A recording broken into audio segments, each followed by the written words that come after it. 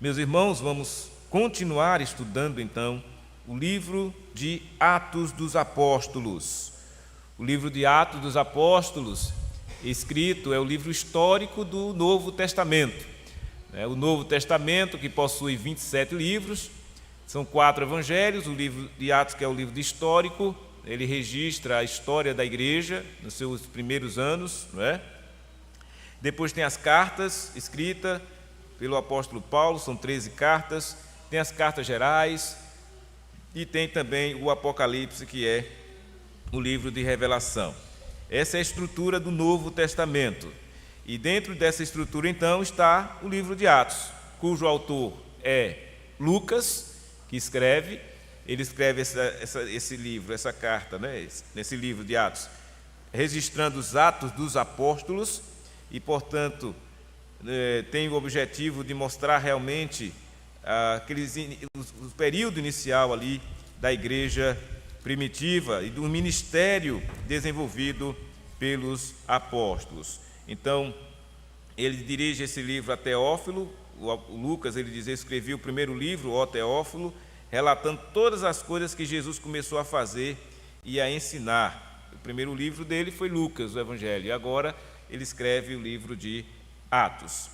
Os Atos dos Apóstolos, que na verdade alguns teólogos chamam de os Atos também do Espírito Santo, que na verdade o que ocorre logo nos primeiros capítulos é Jesus é ressurreto, né? Ele é ressuscitado, passa 40 dias aqui com os discípulos, depois ele sobe aos céus, é a ascensão de Jesus, e ele faz a promessa de que os apóstolos deveriam ficar, os discípulos, em Jerusalém, até receber o poder, que é a descida do Espírito Santo, para testemunhar do Evangelho, para testemunhar de Cristo.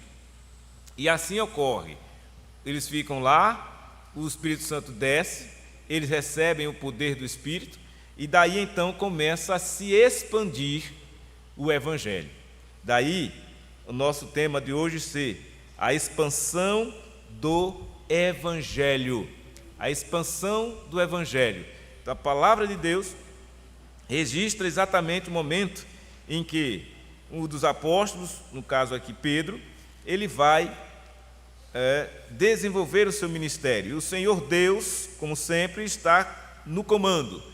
Deus, o Deus soberano, o Senhor da igreja, ele está conduzindo em todo o tempo essa trajetória da igreja, a trajetória do trabalho missionário, dos pastores que pregam, dos apóstolos que estavam a pregar, dos servos de Deus que eram utilizados como instrumento. Então, tudo isso está aqui registrado. Vejam, no capítulo 9, por exemplo, registra-se a conversão de Saulo.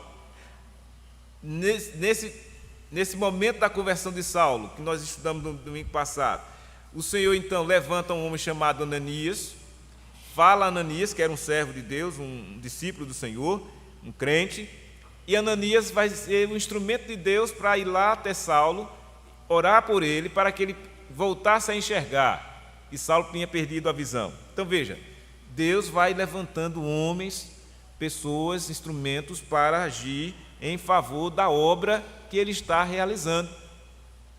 Por exemplo, alguém podia dizer: olha, para que isso tudo, né? Deus podia simplesmente nem ter cegado Saulo, ele podia continuar enxergando, ou ele mesmo, o Senhor, assim que ele ficou cego, podia também dar a sua visão, mas não cabe a nós ficar questionando os métodos de Deus. Deus quis que fosse dessa maneira. Deus quis que fosse exatamente assim como está escrito nas Sagradas Escrituras. Por isso que é importante a gente, ao ler a palavra de Deus, se debruçar sobre a palavra de Deus, olhar para a palavra de Deus como a revelação divina.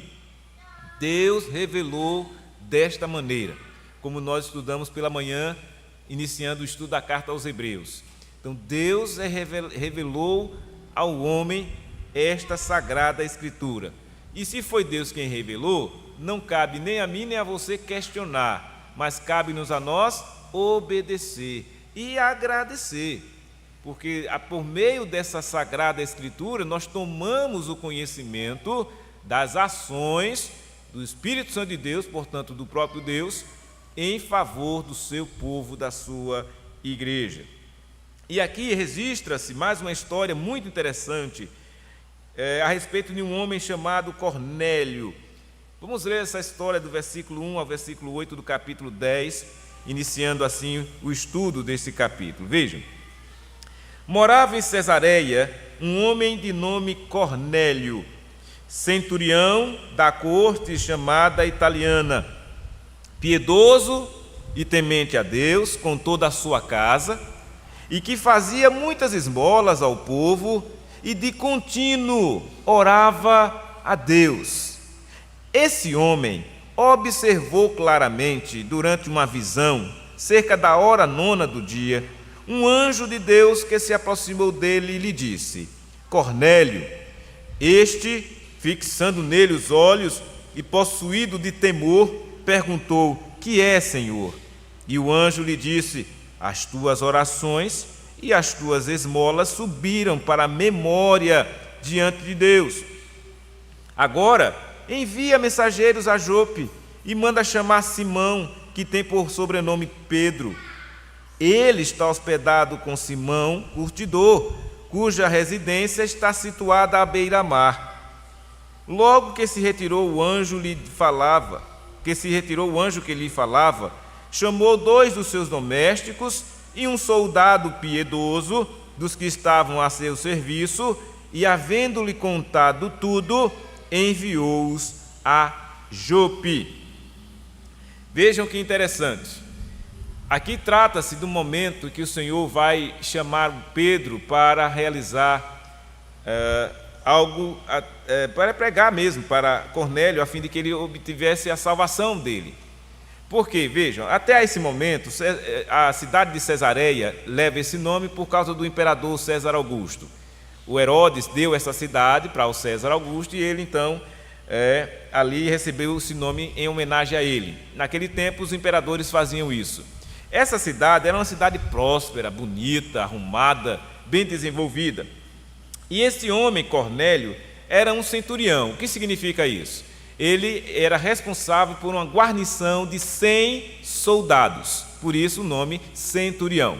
Então ele era militar, participava da chamada coorte chamada italiana, e esse homem então era um homem bem, financeiramente, ele tinha uma boa condição financeira, era um homem bem da alta sociedade da época, tinha um certo grau de respeito na sociedade. Então, mas uma coisa particular e muito interessante é que esse homem, apesar da sua posição social, era um homem piedoso, era um homem temente a Deus, com toda a sua casa, e que fazia muitas esmolas ao povo e de contínuo orava a Deus.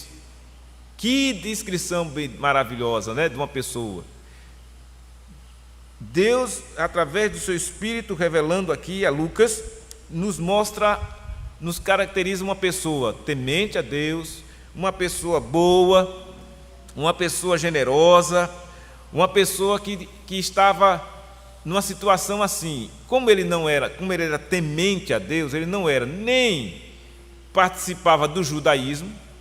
Os judeus, ele não era judeu, ele era de Cesareia, já era região grega ali, mas ele tinha lá judeus, gregos, samaritanos, muita gente morava nessa cidade, era muito mista na cidade. E Cornélio estava lá. Ele não pertencia ao judaísmo, porque, como ele não era judeu, ele não praticava o judaísmo, então ele não sacrificava, ele não ia para a sinagoga. No entanto, ele era piedoso. Vejam, o evangelho estava se expandindo, estava se cumprindo a promessa lá do capítulo 2, quando desceu, disse: olha, depois o evangelho vai se expandir toda a Judéia, Samaria, até os confins da terra. Então o que está acontecendo aqui é a expansão do evangelho. O centurião Cornélio era tido como um gentio. Então vejam, está começando aqui a alcançar os gentios. A princípio os judeus, Jerusalém, depois começou a Judéia, que ainda tinha habitada pelos judeus, e está chegando nos gentios. Vocês lembram que Paulo, quando foi convertido, Saulo, ele foi e será chamado para ser o apóstolo aos gentios. Só que antes de Paulo chegar a começar o seu ministério, Pedro já está pregando aos gentios. E o Senhor Deus conduz esse homem a Pedro. Olha, esse homem, por ser temente a Deus, orava a Deus, então ele tinha um certo temor, ele tinha um certo entendimento, ele com certeza esperava no Messias, que era pregado, ele conhecia as Escrituras do Antigo Testamento, então ele estava aguardando o dia em que ele pudesse ter essa experiência pessoal com Jesus, assim como teve Pedro, como teve Paulo, os apóstolos, os demais que foram convertidos. Então ele está temente a Deus, assim como estava Lídia, mais à frente a gente vai chegar lá, no capítulo 16. Lídia também era mulher temente a Deus. Então registra-se no livro de Atos algumas pessoas assim, com esse nome, tementes a Deus. Ou seja, eles ainda não estavam sido convertidos, mas estavam a caminho, estavam sendo preparados, estavam sendo realmente trabalhados pelo Espírito de Deus para de fato serem alcançados e salvos. Vejam que coisa interessante, o homem era temente, orava a Deus, fazia esmola, e esse homem então observou claramente durante uma visão cerca da hora 9 do dia, 3 horas da tarde, era a hora 9 do dia. 3 horas da tarde ele teve uma visão de um anjo de Deus, um mensageiro do Senhor mandado ali, Deus usando aqui um anjo, para falar a aquele homem temente, e disse a ele: Cornélio. Cornélio então fixou os olhos em Deus, no anjo, olhou para o anjo, fixou os olhos e ficou com medo, possuído de temor. Tal era a reverência daquele homem piedoso, temente, levava as coisas a sério, e ele ficou temendo, possuído de temor, e perguntou: que é, Senhor? E o anjo lhe disse: olha que interessante, as suas orações e as tuas esmolas subiram para a memória diante de Deus. Ou seja, o Senhor está lembrado do seu modo, do seu procedimento, como você tem vivido, como você tem sido temente a Ele. E certamente que Deus, ao observar aquela condição daquele homem, só lembrando, não foi porque Cornélio demonstrou isso que Deus resolveu ir, não. Quando Cornélio pratica aquilo, ele já é movido ou motivado pelas Sagradas Escrituras, viu? Ele já tinha conhecimento da obra, ele já tinha expectativa de um dia encontrar-se com o Messias, com o Senhor. Ele anelava viver a sua vida espiritualmente sadia na presença de Deus. Então, o que é que está acontecendo agora? Está chegando o momento de ele ter a resposta das suas orações. Está chegando o momento em que o Senhor vai ao encontro dele. O Senhor que enviou o anjo para falar com Cornélio e disse para ele que o Senhor estava atento àquilo que ele estava fazendo, a sua vida, as orações, as boas obras, de ajudar o necessitado, a sua generosidade, e tudo isso estava reservado na memória do Senhor Deus. Agora o anjo diz: envia mensageiros a Jope e manda chamar Simão, que tem por sobrenome Pedro. Então o Senhor, vai acionar o seu servo, apóstolo Pedro, para vir fazer o quê com Cornélio? Pregar o Evangelho. Lembrem disso. Cornélio, apesar de todo aquele comportamento maravilhoso que ele tinha, ele necessitava ainda nascer de novo. Ele necessitava ainda ouvir da boca do apóstolo o evangelho, que iria com certeza salvá-lo, com certeza iria dar a ele mais firmeza ainda mais naquilo que ele estava a fazer, e entendimento também, porque talvez Cornélio pudesse pensar que vivendo dessa maneira ele podia ser salvo. E aí o Senhor vai mostrar que a salvação é somente pela graça e mediante a fé, e não vem de obras. Essas obras que ele fazia não poderia salvá-lo. Eram boas obras? Era uma situação boa? Era um homem que respeitado, não só ele tinha temor a Deus, mas toda a sua casa. Então veja, Cornélio compartilhava em sua casa de tudo aquilo que ele vivia, e as pessoas eram ali, viviam num ambiente piedoso, tranquilo, harmonioso. Mas o Senhor então está preparando, nesse aspecto da expansão do Evangelho, que esse homem fosse alcançado pela sua graça. E ele então recebe essa visão, e aí o Senhor descreve a situação. Olha, Pedro, chama Pedro aqui, você vai enviar mensageiros a Jope e vai chamar Pedro. Aí o Senhor diz até onde Pedro está. Olha, Pedro está hospedado na casa de Simão, curtidor. Essa residência está situada à beira-mar. Detalhes, né? Ele está detalhando. É impressionante isso, que você poderia dizer, mas por que Lucas tem que dizer essas coisas, esses detalhes aí? Eu não sei por quê. Eu só sei que ele está dizendo, mostrando que quem está falando para Cornélio é um anjo de Deus, conhecedor, de tudo. Veja, a mensagem do anjo, a fala do anjo é descrever exatamente onde Pedro estava, como ele estava, na casa que estava. Por quê? Porque ele ia mandar mensageiros, e os mensageiros precisavam ter o endereço, né? Como é que vai encontrar? Vai chegar lá em Jope, vai ficar procurando? Não, ele já disse, olha, vai estar em tal lugar, na casa de fulano, já bem direcionado. E logo que se retirou o anjo que ele falava, ele chamou então 2 dos seus domésticos e um soldado, olha só, piedoso. Um soldado piedoso. Até o soldado lá que trabalhava para Cornélio era piedoso. O servo, toda a casa dele era uma casa harmoniosa, era um lar maravilhoso para se viver, para se morar. Até para trabalhar naquela casa era bom. Por quê? Porque o dono da casa era temente a Deus. O chefe da casa era um homem temente a Deus e piedoso. Isso é uma grande lição para todos nós. Como é importante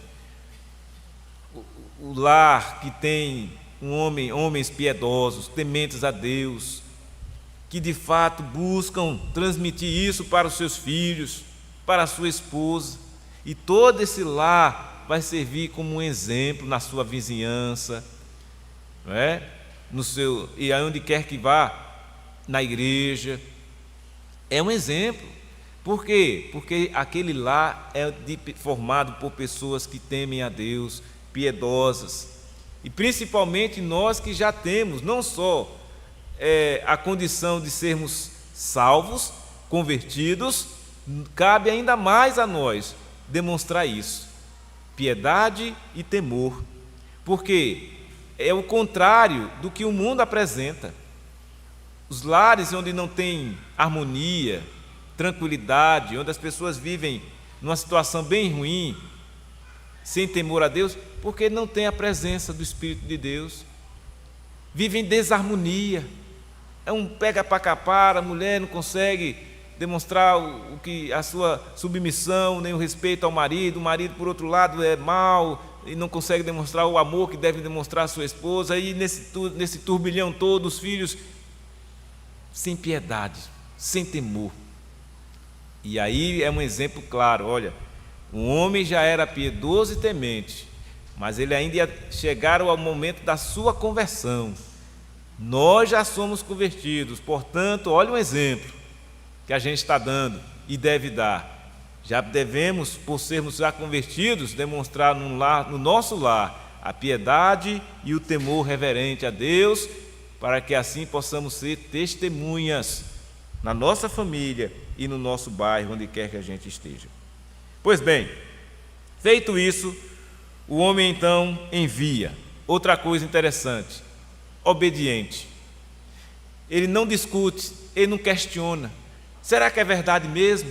Esse anjo apareceu, será que não é uma visão errada? Ele tem uma convicção. Olha, o anjo falou, descreveu como seria, onde estava Pedro. Diz o texto, logo que o anjo se retirou, ele chamou, imediatamente, chamou 2 homens, 2 dos seus domésticos, o soldado que estava a seu serviço, e disse, enviou-os, havendo-lhe contado tudo, enviou-os a Jope. Então chamou seus funcionários, seus empregados, olha, recebi uma visão assim do Senhor, Deus falou ao meu coração, estou falando para vocês, vai lá em Jope e traga esse homem chamado Pedro. No dia seguinte, vamos seguir o texto, no dia seguinte, indo eles de caminho, e estando já perto da cidade, subiu Pedro ao eirado, por volta da hora 6ª, a fim de orar. E estando com fome, quis comer, mas enquanto lhe preparavam a comida, sobreveio-lhe um êxtase. Veja só, o Senhor mandou um anjo para Cornélio e disse, vai lá e vai encontrar com Pedro. Aí agora o Senhor vai trabalhar na vida de Pedro. Aí Pedro vai e recebe um êxtase, fica em êxtase. E então ele viu o céu aberto, e descendo um objeto como se fosse um grande lençol, o qual era baixado à terra pelas 4 pontas, contendo toda a sorte de quadrúpedes, répteis da terra e aves do céu. E ouviu-se uma voz que se dirigia a ele, levanta-te, Pedro, mata e come.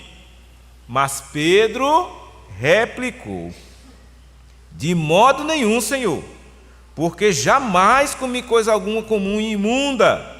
Segunda vez a voz lhe falou, ao que Deus purificou, não considere comum. Sucedeu isto por 3 vezes, e logo aquele objeto foi recolhido ao céu. Agora o Senhor vai trabalhar em Pedro, para que ele entenda o que com certeza vai acontecer na sequência. Por que será que o Senhor usou essa imagem, essa condição aqui, para com Pedro? É o seguinte, a ideia é mostrar o seguinte, Pedro quando diz assim, eu não posso, Senhor, jamais comer coisa alguma imunda, é porque Pedro ainda está na transição, né? Vinha do judaísmo para o cristianismo. E aí Pedro, como judeu, disse, olha, eu não posso, Senhor, a lei não me permite, né, fazer determinadas coisas, comer animal imundo, eu não posso fazer isso. E o Senhor estava trabalhando com ele pelo seguinte, ele ia acabar mais à frente, ele vai receber um homem, para ir para a casa de um homem gentil. Então, ele ia ter que quebrar essa barreira, essa coisa de estar apegado ainda às características do judaísmo, ele tinha que ir já se desvencilhando disso. Ele ia começar a falar a pessoas que não eram do seu contexto religioso, que não praticavam a sua religiosidade ainda vindo do judaísmo. Não, ele não podia mais ficar preso àquelas coisas que o judaísmo impunha realmente. Não se podia comer determinados animais no judaísmo, a lei proibia. A lei do Antigo Testamento, Levítico, nós já estudamos, né? E tudo ali realmente proibia. Ele tinha essa consciência, Pedro, e zelava por aquelas questões. Mas agora a coisa já está se expandindo. Pedro não podia nem devia mais ficar aprisionado àquelas práticas que eram próprias do judaísmo. Ele tinha que começar a ter uma visão, a enxergar, a alargar a visão a respeito do alcance que o Evangelho haveria de ter. Ele não podia mais ficar preso àquilo, por isso que o Senhor está, através desta visão, mostrando a ele. Isso se repetiu por 3 vezes. E aí uma voz disse assim a ele: olha, ao que Deus purificou, não consideres comum. Quem Deus purificou, não considere comum. Aprendeu a lição aí, Pedro? Por 3 vezes, logo aquele objeto foi recolhido ao céu. Veja que interessante, por 3 vezes, Pedro, né? Esse mesmo Pedro, o que aconteceu antes? Negou, né? Negou a Jesus. Antes que o galo cantou, ele negou a Jesus por 3 vezes. Agora, por 3 vezes, se repetiu para que ele começasse a absorver a visão e entender o que estava acontecendo. Esse era um método que o Senhor usava com Pedro, né? Sempre usando essa forma de agir. Mais uma maneira do Senhor agir, né? Não cabe a nós questionar, mas apenas por curiosidade, como o Senhor fazia. E então, enquanto Pedro estava lá, perplexo, ele ficou perplexo com essa visão, sobre a qual seria o significado da visão. Ele ficou meio perturbado. O que o Senhor quer dizer com isso? Eis que os homens, então, enviados da parte de Cornélio, tendo perguntado pela casa de Simão, pararam junto à porta. Então, enquanto Pedro estava lá, meio perturbado, o que é que Deus quer dizer com isso? O que é que o Senhor quer com isso? Chega então os homens enviados por Cornélio, e, chamando, indagavam se estava ali hospedado Simão, por sobrenome Pedro. E enquanto meditava Pedro acerca da visão, disse-lhe o Espírito: estão aí 2 homens que te procuram. Observe, meus irmãos, o Espírito Santo estando presente em toda a situação. Foi lá, falou a Cornélio, o anjo, determinou e deu todos os dados necessários, endereço, nome de quem ia ser procurado. Aí vem Pedro, recebe uma visão e acaba também sendo, pelo Espírito, acionado, dizendo: olha, estão aí 2 homens que estão lhe procurando. Levanta-te, pois, desce, vai com eles, nada duvidando, porque eu os enviei.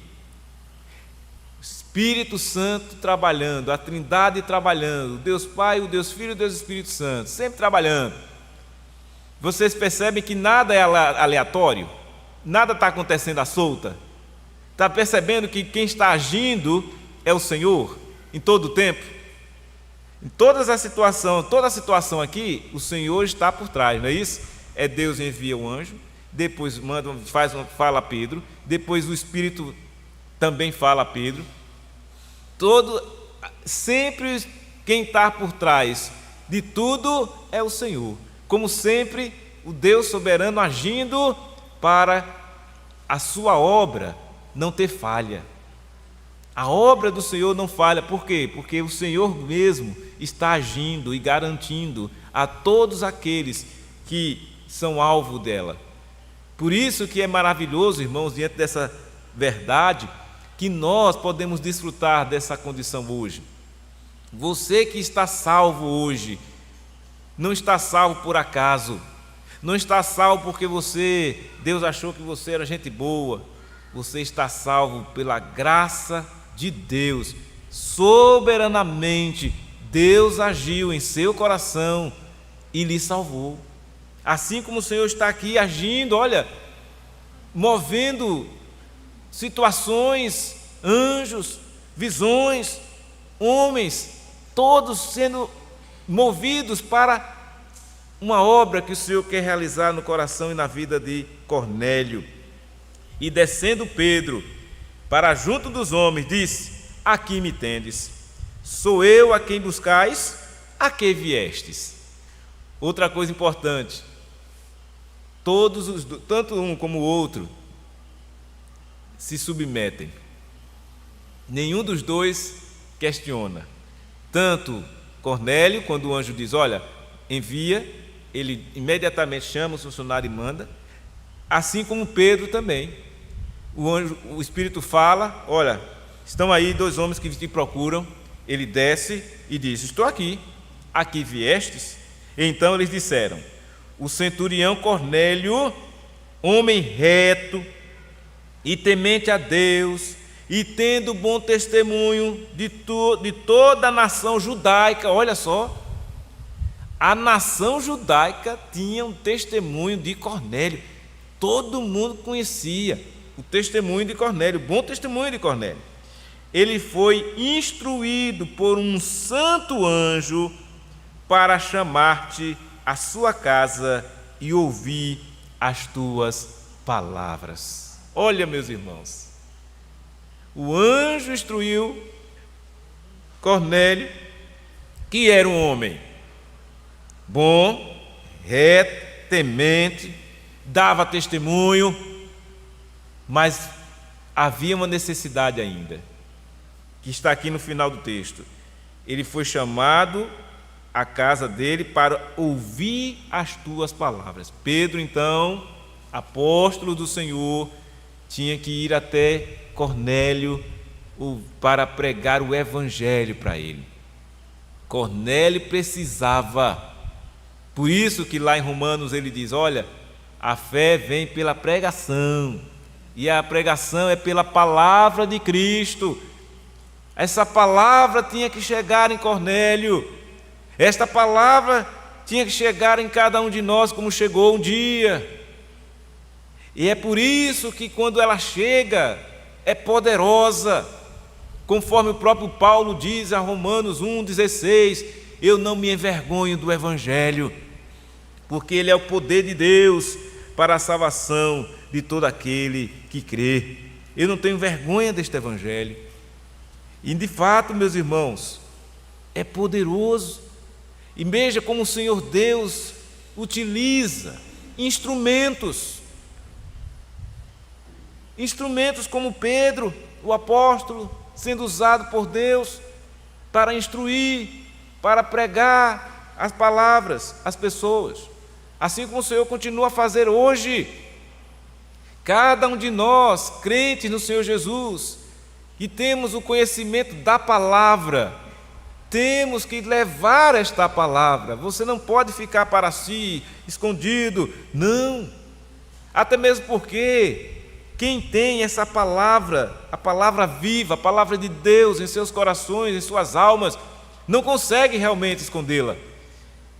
O desejo nosso é sempre transmitir essa palavra, é sempre mostrar às pessoas o caminho de salvação. Embora saibamos que muitos rejeitam, muitos não querem nem ouvir, mas haverá aqueles que ouvirão, como houve vocês que aqui estão nesta noite, que vieram para ouvir a pregação da palavra, para perceber que você, que se já é crente, tem uma missão. Você, como crente que já é, deve dar esse testemunho, deve instruir as pessoas, deve falar de Jesus, porque este é o caminho, é o meio que o Senhor Deus estabelece para que as pessoas sejam salvas. Tem que haver a pregação, tem que haver a instrução, o ensino da palavra. Por vezes a gente pode encontrar pessoas assim como Cornélio neste mundo aí, temente a Deus, gente boa, pessoas agradáveis, que faz o bem, que agrada as pessoas, que ajuda os necessitados, mas elas precisam da conversão em Cristo Jesus. Estava relatando hoje pela manhã, no contexto de ajuda, e a gente sabe que as pessoas, por exemplo, estão mobilizadas nesse momento para ajudar os irmãos lá no Rio Grande do Sul, nossos irmãos brasileiros do Rio Grande do Sul, e estão mobilizados pessoas de todo tipo, crentes, não crentes, pessoas salvas e não salvas. Então vejam, muita gente fazendo coisa boa, ajudando as pessoas necessitadas. E veja, mesmo diante da tragédia que está lá, a gente vê relatos de situações de violência, de maldade, de gente fazendo mal contra outras pessoas, de gente estuprando, de gente roubando, saqueando. Então vejam, é uma tragédia, é comum a todos, muita gente ali sofrendo, mas a maldade do coração do homem por vezes ainda consegue, em meio àquelas tragédias, nenhum que aquele homem mau, aquela pessoa má, não deixa assim, não vou fazer o mal, a situação, ele vai e faz o mal. Por outro lado, há os que vão fazendo bem, e vão fazendo mesmo, e se condói com aquelas pessoas, tem compaixão, tem dó, e vai lá e ajuda, e socorre. Nós oramos em favor daqueles ali, outros enviam donativos, como tem enviado de toda a parte do nosso país, pessoas de todo tipo, crente, descrente, ímpio, incrédulo, né? Gente imoral, gente que não tem, né, dá péssimo testemunho no seu dia a dia, mas vai lá, né? Vai lá dar a sua contribuição, talvez motivados por qualquer outra coisa, né? Hoje, principalmente, com essa coisa da internet, de likes, né, de receber like, de todo mundo, olha como aquele artista, aquela pessoa é gente boa, talvez para se promover pessoalmente, mas isso não importa. O que importa é que está sendo feito, a ajuda é humanitária, está sendo feita. No entanto, no que concerne à espiritualidade, não tem outro caminho. As igrejas que certamente estão lá empenhadas, não deixam de também, junto com a ajuda, levar a palavra. Eu vi um vídeo esses dias do nosso querido irmão, colega, reverendo Daniel, que trabalha lá no Rio Grande do Sul, na nossa igreja lá, a Igreja Presbiteriana de Canoas, e ele dizendo, ele mostrando, olha, aqui estão os materiais que nós conseguimos pela grande contribuição que os demais irmãos fizeram em todo o país, e aí dentro de cada cesto, o que é que ele fez? Colocou um exemplar da Bíblia. A palavra de Deus foi junto, porque de fato aquelas pessoas estão famintas, com sede, não só do material, mas também do espiritual. E já pensou que bênção será para aquelas pessoas que, olha assim, em meio à tragédia, receber a graça de serem salvas, de receber, de antes da tragédia não conhecia Jesus, mas por causa da tragédia veio a conhecer Jesus, porque teve a oportunidade, né, de serem alcançadas pela palavra do Senhor que foi pregada ali, está sendo pregada e anunciada. Então é isso, meus irmãos. Em toda e qualquer circunstância, Deus age, como aqui. Cornélio estava lá, vivendo bem, confortavelmente na sua casa, tendo harmonia no seu lar, sendo um homem bom, piedoso, temente, dava testemunho, todo mundo conhecia o bom testemunho de Cornélio, mas ele ainda precisava ouvir a palavra. Foi enviado Pedro para ele ouvir as palavras. Está aqui o texto dizendo, foi instruído por um santo anjo para chamar-te na sua casa e ouvir as tuas palavras. Então vejam, essa é a necessidade básica de todo ser humano. O que é que nós estamos a fazer aqui neste mundo, se não pregar o Evangelho e viver o Evangelho? Qual é o objetivo da igreja, da existência da igreja, do povo que é chamado de santo pelo próprio Senhor dele, que é Jesus? Jesus nos chamou para sermos santos e irrepreensíveis, mas também para testemunharmos e falarmos das virtudes de Cristo Jesus, que nos chamou das trevas para a luz. Cristo nos chamou das trevas para a luz. E é muito bom a gente ver que a própria Escritura relata situações como esta. Para quê? Para de repente você vai conversar com alguém que é extremamente religioso, e é possível, né? Você encontrar, principalmente na cidade aqui de Itabaiana, encontrar pessoas extremamente religiosas, bondosas, que faz coisas boas, que ajuda muita gente, mas aquela pessoa ainda não tem a Cristo. É possível.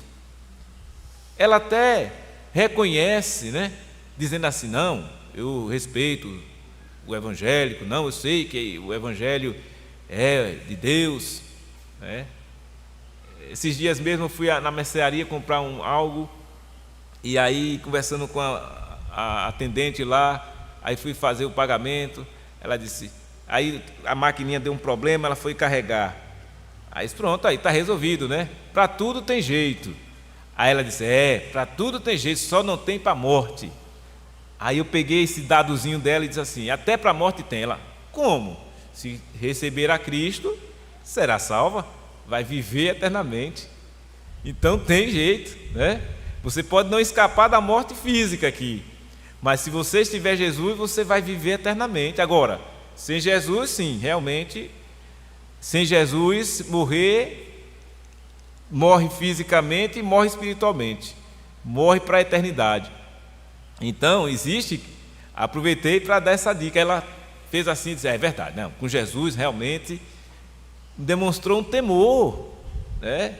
A fala que eu disse, não sei o grau de conhecimento dela, mas é isso, nesses pequenos momentos, nesses detalhes que você vai e transmite, dá um estalo na mente da pessoa. Se ela nunca se pensou que realmente tem um jeito para a morte, tem, ainda que você não seja imorrível, né? Humanamente falando, ninguém aqui é imorrível, todo mundo vai morrer um dia, mais cedo ou mais tarde vai morrer um dia, mas todo mundo que é cristão sabe que a sua morte aqui não é o fim.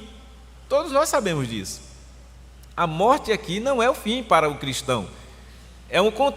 Até a palavra de Deus diz assim, quando você morre, você sendo crente, a palavra de Deus descansou, porque a vida aqui é luta, a vida aqui é dor, a vida aqui é tristeza, é choro, é lamento, essa é a vida aqui.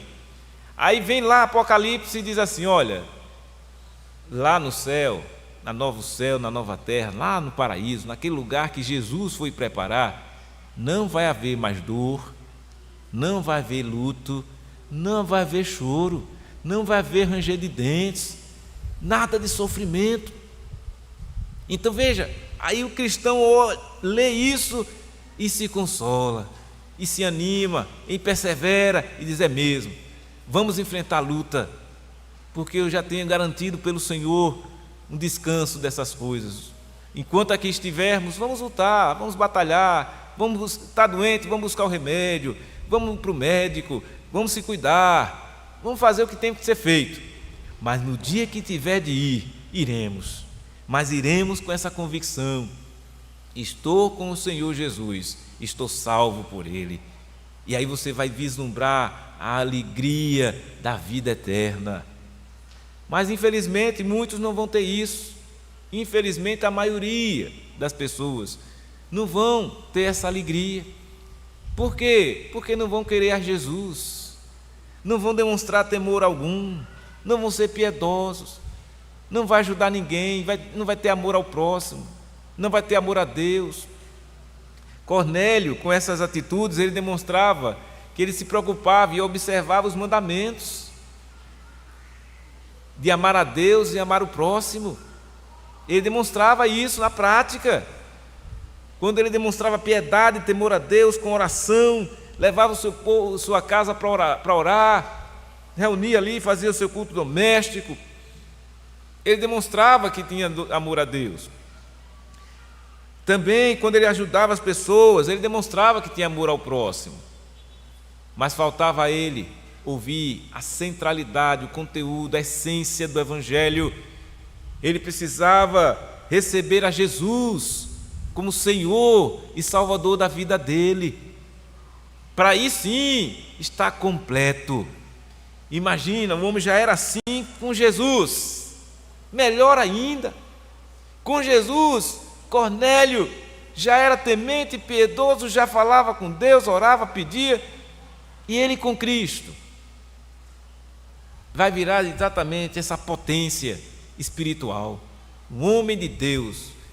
Toda a sua casa, os piedosos olhavam, oravam, e eles iam ainda mais orar, ainda mais, e com alegria em seus corações. Ele precisava receber o batismo também. Ele não tinha, nem estava no cristianismo ainda, Cornélio, e nem estava no judaísmo. Ele estava, por isso que ele era um homem temente a Deus, ele vivia a vida dele, mas ele não estava em nenhum dos dois lados ainda. Ele nem tinha recebido o batismo cristão, e nem fazia parte do judaísmo da época. Ele estava ali nesse meio aí, nesse intermédio, né?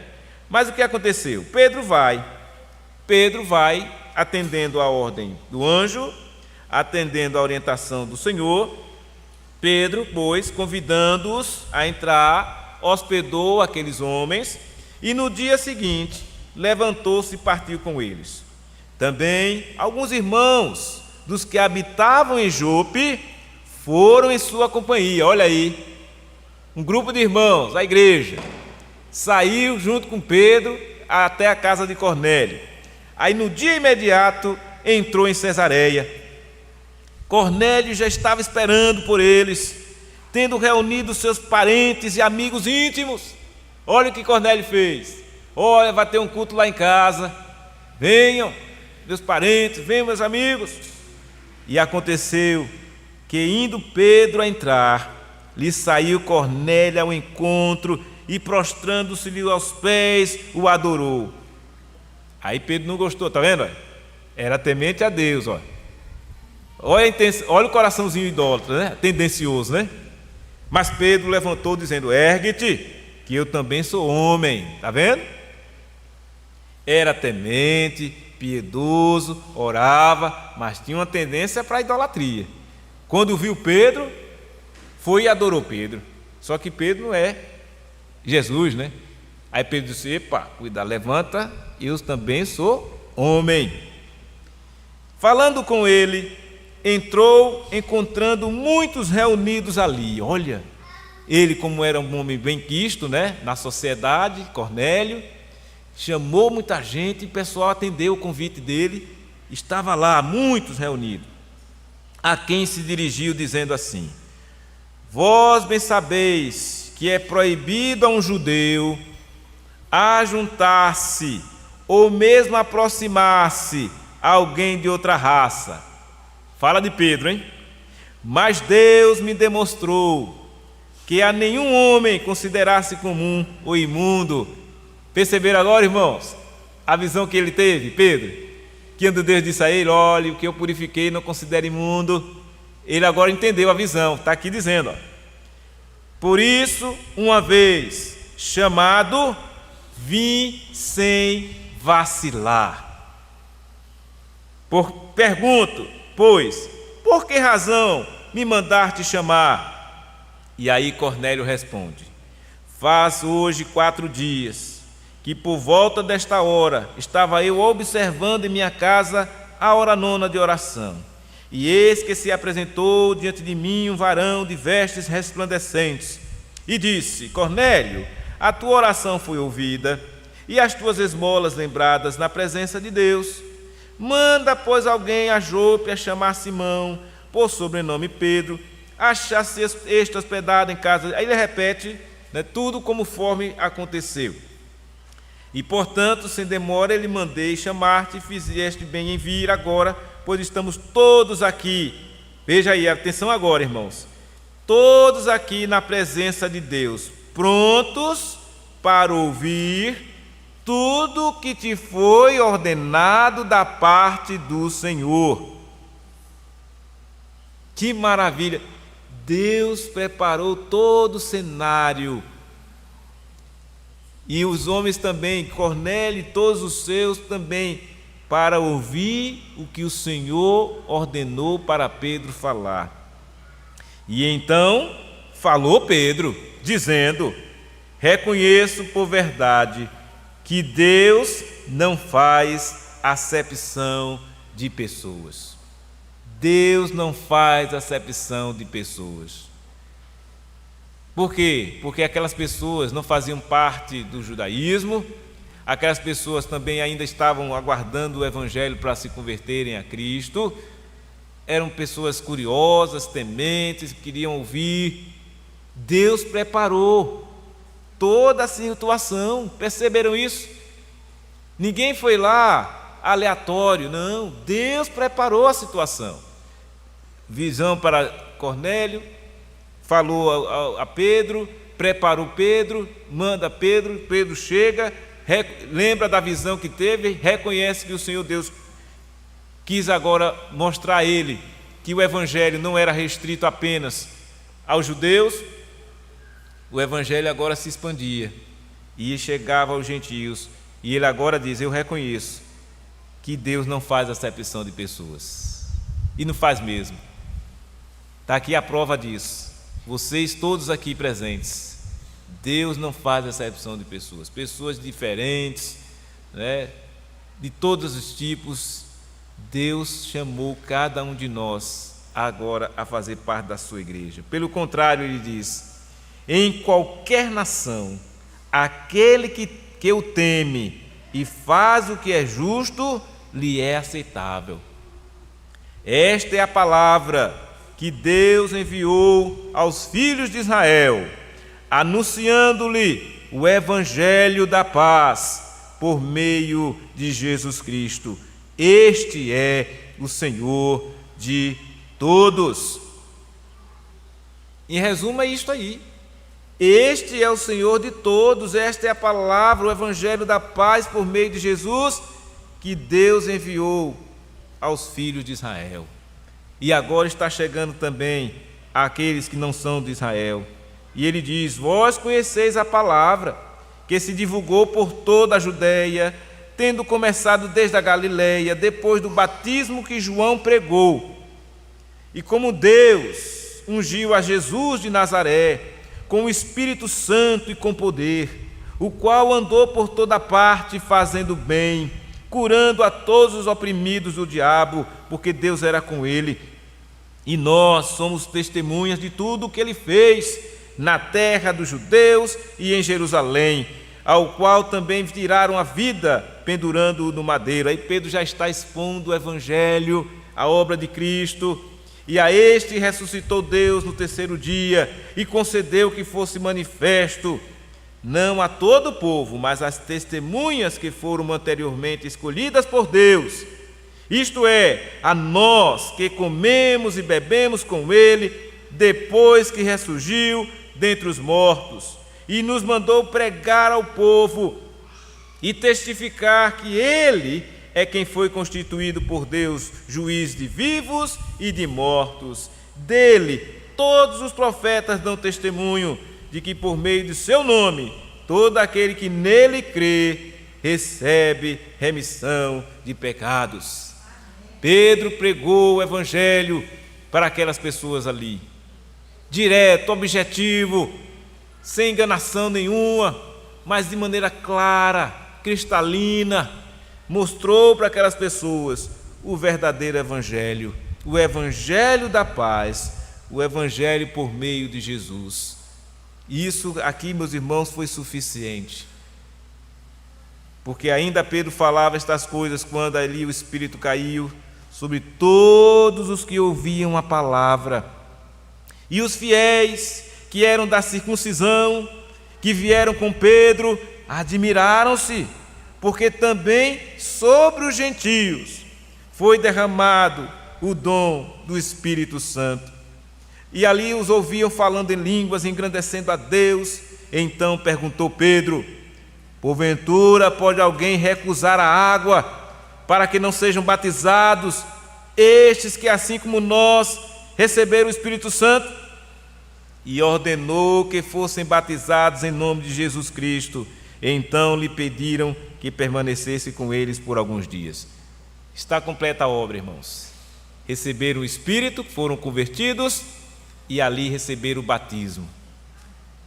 Ali estava instalada a igreja entre os gentios. Olha como Deus fez. Mobilizou, um homem que já temia, piedoso, mas tinha lá ainda um resquício no seu coração que precisava ser tratado. Ele teve a capacidade de adorar Pedro, pois ele precisava da boa doutrina, do evangelho verdadeiro, e foi-lhe pregado. E ele agora convertido está, com a presença do Espírito Santo na vida dele, não só Cornélio, como muitos dos que ali estavam. O Senhor preparou tudo e aconteceu exatamente como ele queria. E isso demonstra, irmãos, que esse poder de Deus continua agindo hoje.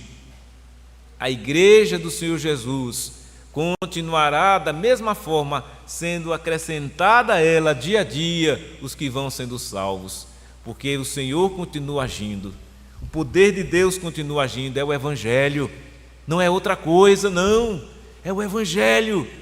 que dá paz, o Evangelho de Cristo, que mostra que só Jesus é o Senhor de todos.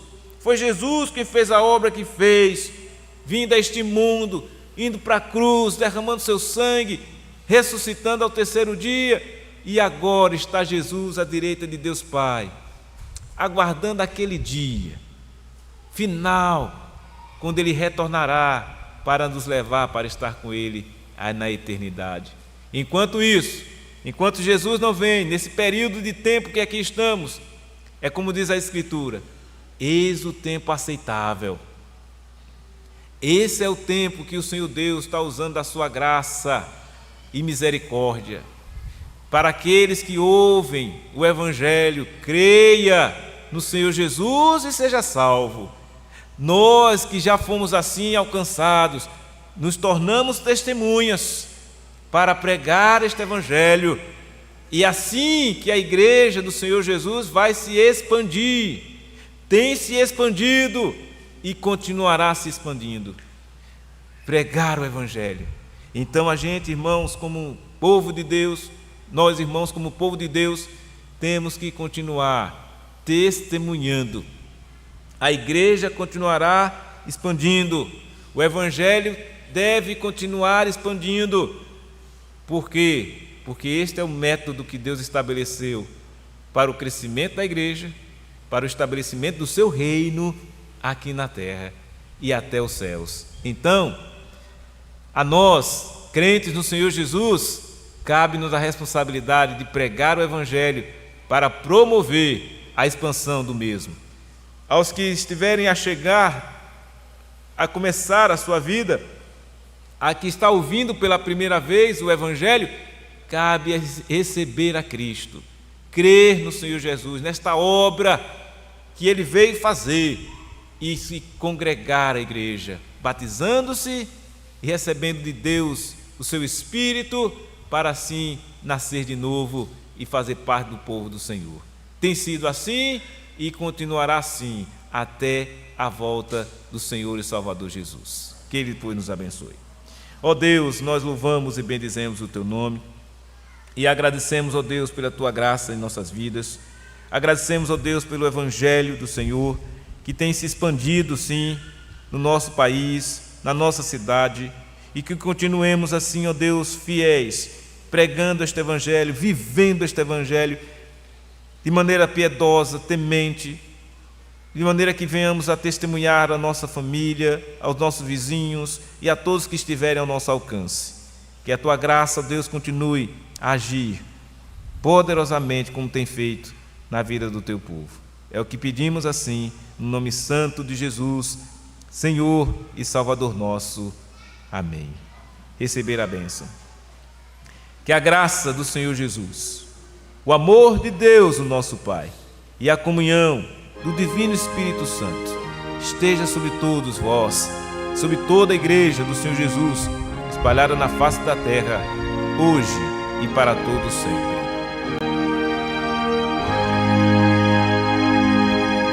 Amém, amém,